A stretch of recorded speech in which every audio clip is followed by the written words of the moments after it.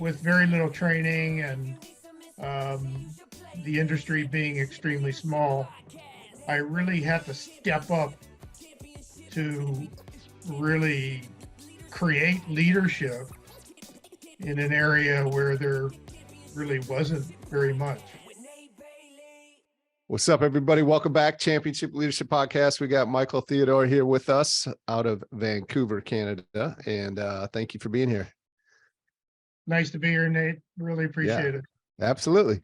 Championship Leadership is the name of the podcast. What comes to mind for you when you hear that?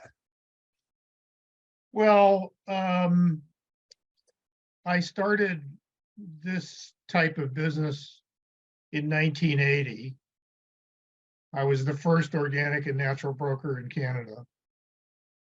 And so back then, with very little training and the industry being extremely small, I really had to step up to really create leadership in an area where there really wasn't very much. Yeah. So I sort of had to learn a lot, reinvent the wheel a bit. I was very lucky. My dad was a distributor in the US, and he did pretty well for himself. And so I had a mentor and I had early training from him, really on the job, like training on the job. Yeah. Yeah. So, and he worked super hard. He had a super good work ethic. So I learned a lot about leadership just watching him deal with his suppliers and with his clients and doing things like collecting overdue invoices and how to really create a area, sort of an aura of confidence around his leadership skills that would create trust. The client would then have trust in him, A, by what he said, and B, by keeping his promises and making things work for them.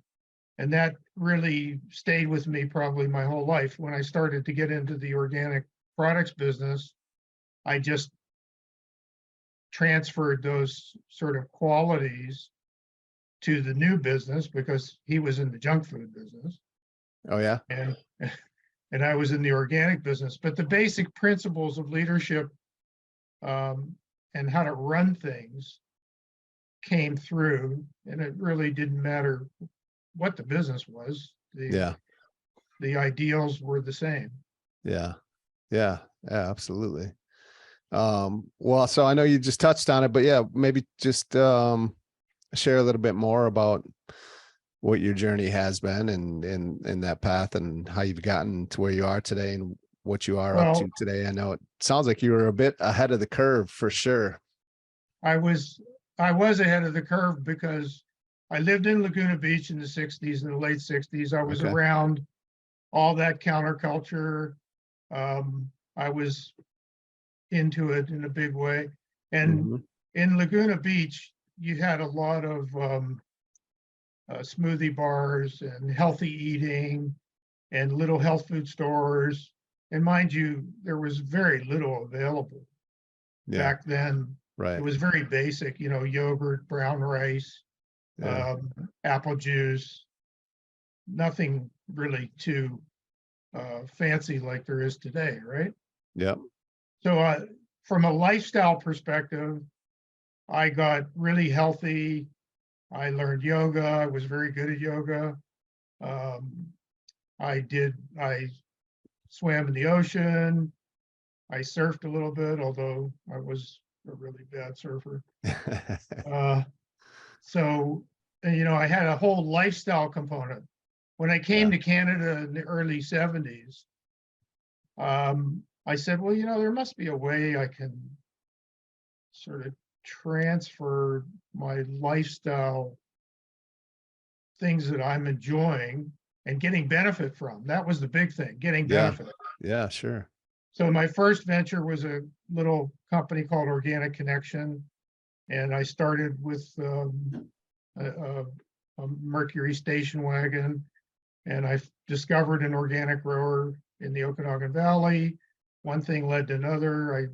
I took a bunch of cases of peaches with me down to Vancouver. There was a big health food store called Lifestream. I pulled up, the guy came out. I took the peaches out in a big wooden case, like beautiful peaches, this big, as big as cantaloupe. And the guy said, "How many cases you got?" I said, 12. He said, "I'll take them all." And I wrote him an invoice out on a napkin. And that started my organic career. One thing led to another. And in 3 or 4 years, I had a big diesel truck with refrigeration, and I was going up there 2 times a week. That was 1,600 kilometers return. And it became, a pretty decent business. And I was introduced to a lot of health food stores in Vancouver and BC, and they sort of got to know me, and they look forward to the different fruits. There was peaches and apricots and plums and apples and pears and everything I could get organic. Then about year 4, the problems started to happen, and the demand for the organic stuff was so great that I just couldn't get enough supply. So I decided to switch gears and said, "Look, I can't do this. I can't go up there for 500 cases of organic fruit and come back with 200 cases. That's not a good business model." Yeah. So I switched gears, and through a couple of introductions and different things that were kicking around at the time, I decided to become a broker. At the time, I didn't even know what a broker was. Yeah. And I was introduced to a company in California that was very successful called Natural Nectar. And they had honey ice cream, and they had ice cream sandwiches that were very unique, and different candies that sort of looked like Reese's peanut butter cups. I mean, these things were all very delicious. They weren't organic, but they were 100% natural. Okay. And he knew me from Laguna Beach, the owner, and he put me on as a broker. And they were very supportive and very generous. They helped me get things started up here, and one thing led to another, and all of a sudden, I was selling quite a lot of this stuff. Yeah. Yeah.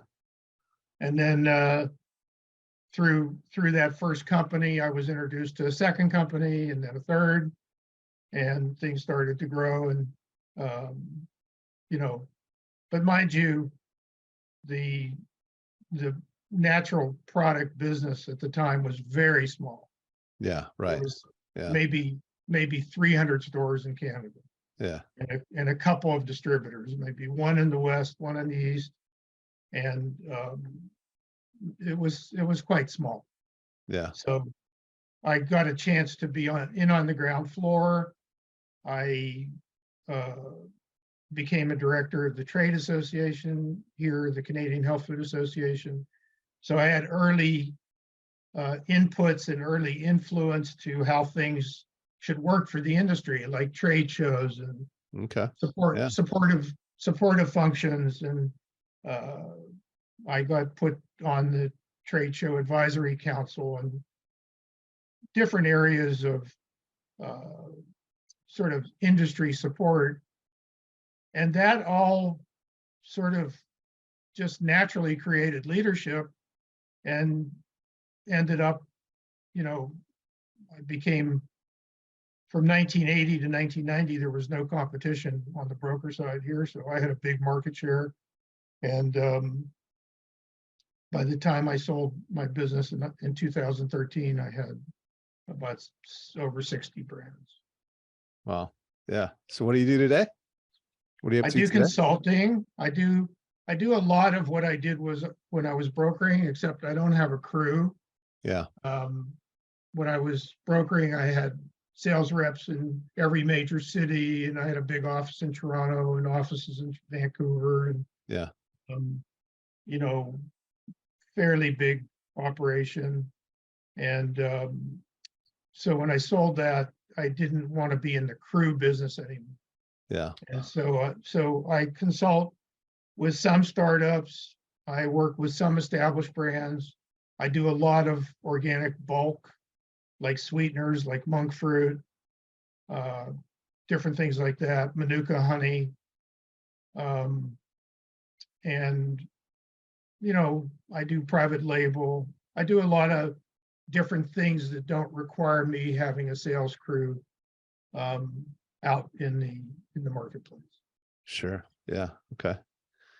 Very good. What's so I know you touched on it a little bit with your dad, but I always like to hear who some of the influences have been, you know, as leaders in your life, and really more so the characteristics of these individuals that have really stood out in their leadership. Maybe some of those that you've taken to mold who you are. So maybe Well, you could talk a little more about that. That's a good question.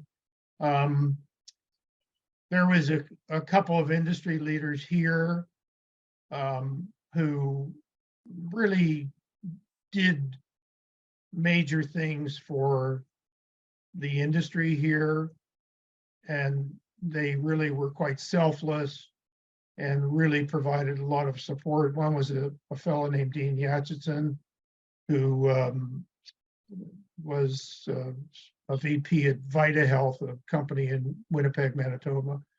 And he really brought retailers together, and he was able to sort of, at that really crucial point where the industry was starting to really become something, and he would get retailers all under one roof and give seminars and product information. And I used to fly out and give speeches and talks to the retailers. And I mean, he really made a difference in how the industry is today. And I really have a lot of admiration for him. Another fellow was named Willie Pelzer. Willie owned a company called Sunny Crunch in Toronto. He had a really good business making granola products and the granola style products.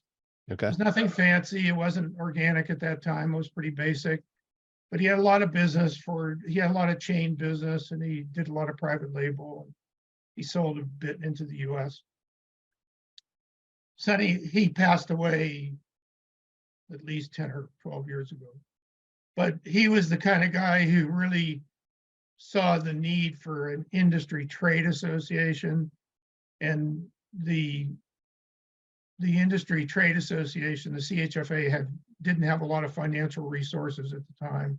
There wasn't very many members, and he just gave selflessly financial support. Yeah. Got them an office and supported a lot of different things without ever asking for much in return.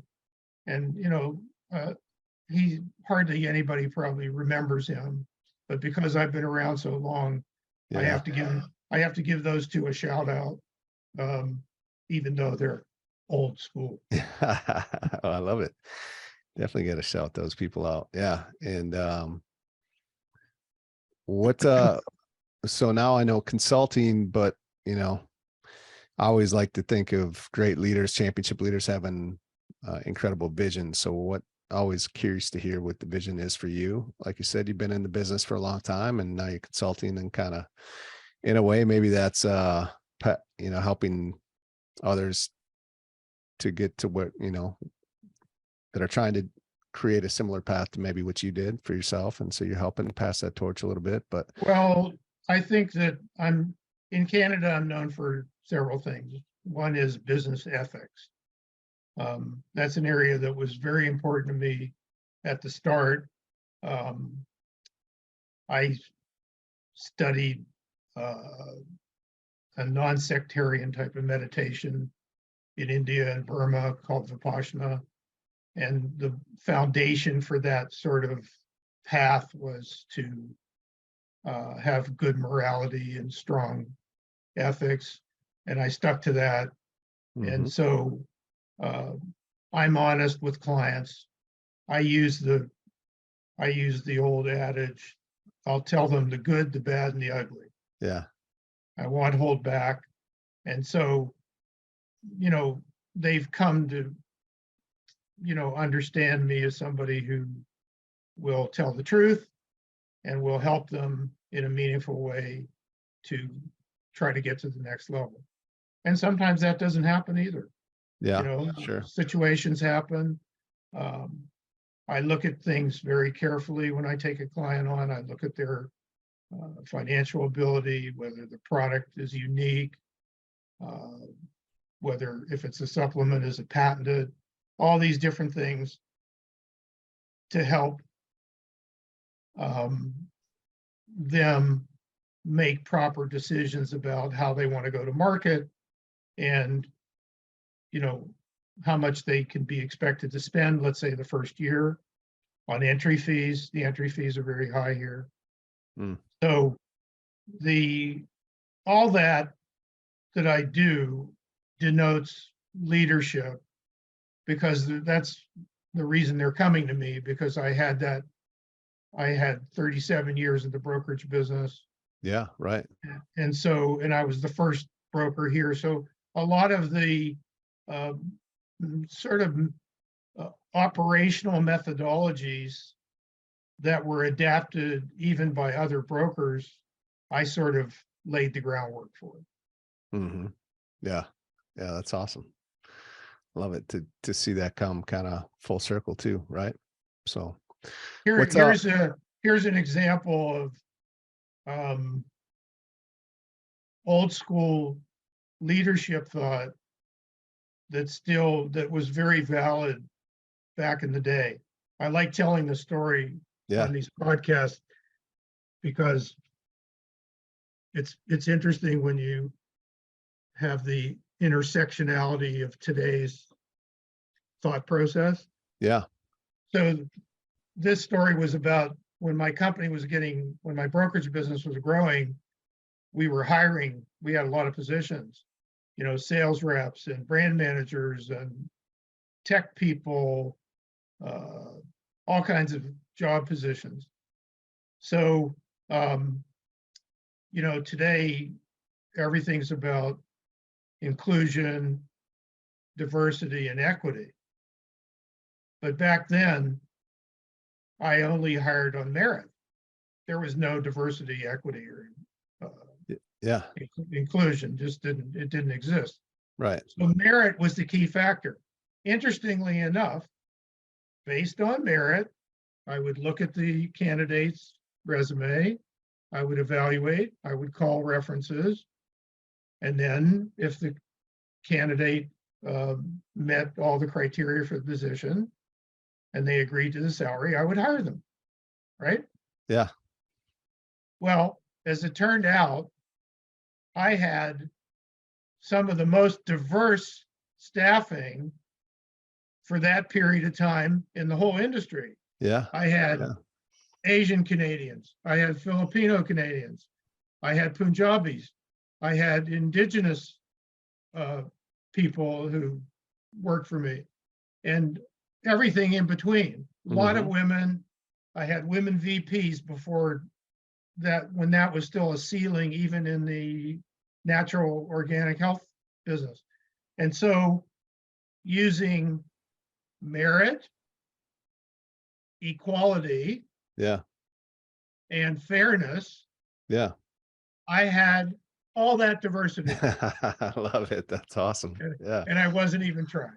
That seems like the right way to do it. That makes total sense. So, but not everything that makes total sense is the way things are. So anyway. Well, that's an understatement. Yeah. Well, maybe you could think, this switches it up. I know you've done a little research on the podcast, but, what's a moment where, had you made a different decision in your life, things could look very different, kind of a critical moment, fork in the road. I think there's a lot of listeners probably in that moment right now. And there's always some strength and power from hearing how others have navigated those times. Is there a moment? Well, that's a really good question, because with my past company in the brokerage business, the brokerage business, as things got big, these categories got big, you know, Yeah. non-dairy beverages and organic Yeah. pasta and all these really key categories, organic tortilla chips, all these things, the risk element became much, much higher than it was my first 10 years. Everybody were buddies. Yeah. Oh yeah, you were a hippie in LA. Oh yeah, blah, blah, blah. And there was, everybody was like-minded. Yeah. Even when you went to trade shows, it was just like, wow, you have organic, you know, you have an organic apple juice. That's far out, man. Yeah. And so, you know, there was that first 10 years where you had that sort of bonding and there was a lot of trust and the lifestyles were very similar. Mm-hmm. And those original owners weren't hiring outside of the organic industry. Mm. So back to your question, as things grew to, like, you know, each brand was millions of dollars, truckload business, the risk factor became higher. And you had to make decisions. Maybe a brand wouldn't accept the terms of your agreement. Yeah. They would cut this out and cut that out. Or after you got to a couple $1 million, they would reduce the commission rate. No previous discussion or anything.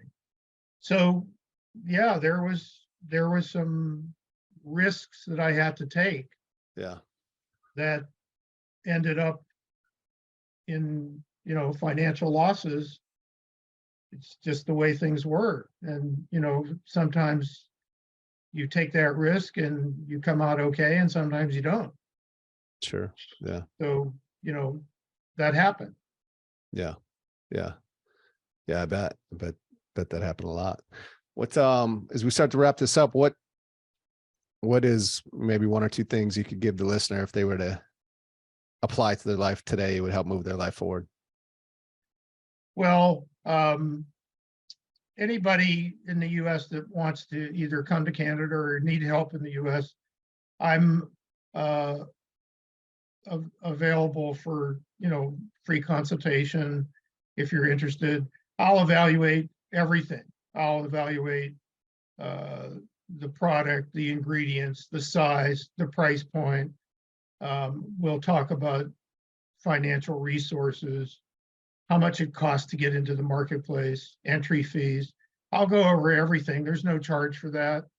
And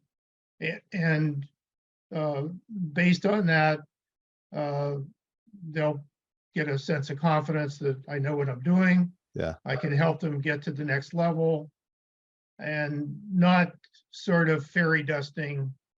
I like the expression, this is the reality as it is, not as you would like it to be. Yeah. Right. Yeah. Yeah. Absolutely. Which you need that. Well, what would be the best? Did you want me to give my contact information on? Yeah, I was just going to ask. Yeah.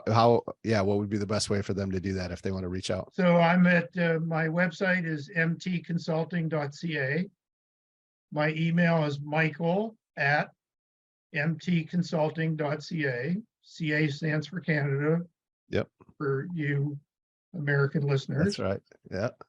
And you can reach me on my direct line, 604-617-7789. Very good. Yeah, we'll get that.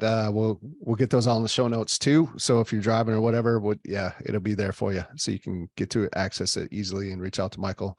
Appreciate your time today. It's been a pleasure. Oh, it's been great, Nate. I appreciate you having me, and I look forward to getting the finished version from you when it's all wrapped up. Yeah, absolutely. We would definitely get that out to you. So thank you so much. Have a great day. You too. Take care.